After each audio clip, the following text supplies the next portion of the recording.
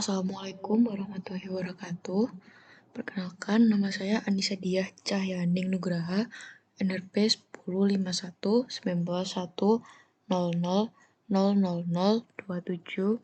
dari Teknik Instrumentasi Angkatan 2019. Pada kesempatan kali ini, saya akan melanjutkan pembahasan kemarin mengenai Electrical Power Conversion System yang Power Electronic. Baik, Power Electronic.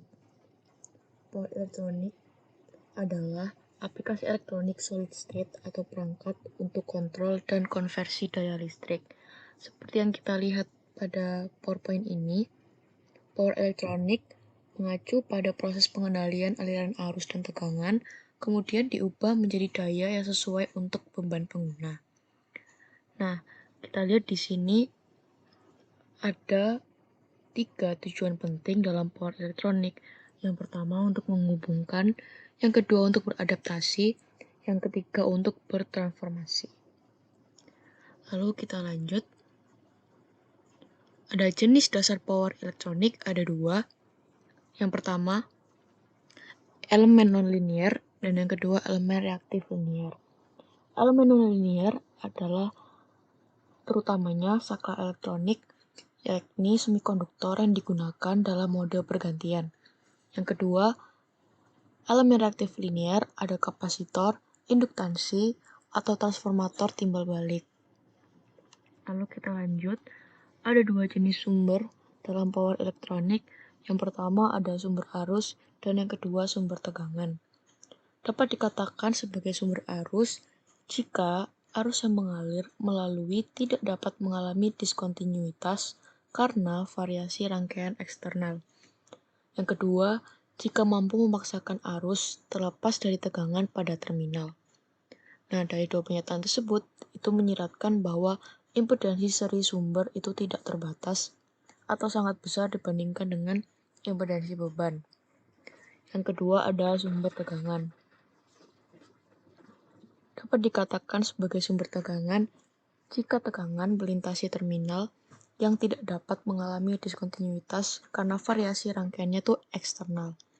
Nah, kedua, jika mampu memaksakan tegangan terlepas dari arus yang mengalir melaluinya.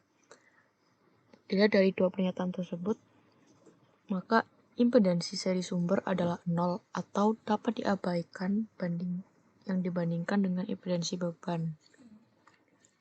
Lalu selanjutnya ada jenis sumber berdasarkan kemungkinan. Lalu ada modifikasi sumber, seperti yang kita lihat pada gambar, ada 2 plan, ada baterai, kabel, voltage source, current source. Lalu selanjutnya ada interkoneksi sumber. Hukum interkoneksi sumber dapat dinyatakan dengan cara yang sangat sederhana. Yang pertama, sumber tegangan tidak boleh dihubung pendek tetapi dapat dihubung terbuka. Yang kedua, sumber arus listrik tidak boleh dihubung terbuka tetapi dapat dihubung singkat. Lalu kita akan membahas tentang struktur power converter. Nah, struktur power converter ini ada 2. Ada topologi konversi dasar dan yang kedua ada topologi tautan tidak langsung. Topologi konversi dasar itu mencakup topologi tautan langsung, yakni ketika 2 sumber memiliki sifat yang berbeda. Konverter langsung adalah jaringan listrik yang hanya terdiri dari saklar dan tidak dapat menyimpan energi. Dalam konverter seperti itu, energi secara langsung ditransfer dari input ke output dengan asumsi kerugian yang dapat diabaikan. Yang kedua, dapat daya input sama dengan daya keluaran setiap saat. Lalu kita akan membahas tentang topologi tautan tidak langsung. Nah, ini ketika kondisi 2 sumber memiliki sifat yang sama.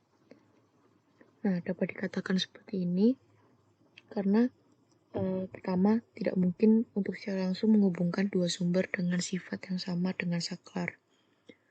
Hal ini diperlukan untuk menambahkan komponen untuk menghasilkan tahap buffer menengah dari jenis yang berbeda tanpa konsumsi energi aktif, yakni kapasitor atau induktansi. Yang ketiga, Tahap penyangga ini merupakan sumber tegangan atau kapasitor jika transfer energi antara dua sumber arus dan merupakan sumber arus induktansi jika transfer energi antara dua sumber tegangan. Ini ada gambar dari topologi tautan tidak langsung.